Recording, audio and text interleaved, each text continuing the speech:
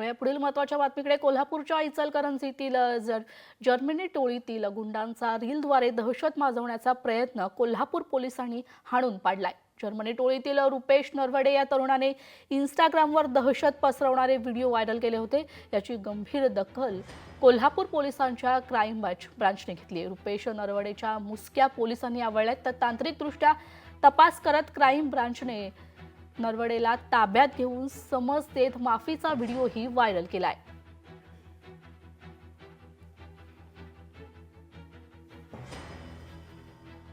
रुपेश पंडित नरवडे, राहणार इचलकरंजी. मी जर्मनी गँगमधील संबंधित आहे. इचलकरंजीमध्ये मी रस्त्यावर वाढदिवस साजरा करत दहशत माजवणारे व्हिडिओ इंस्टाग्रामवर टाकलो होतो.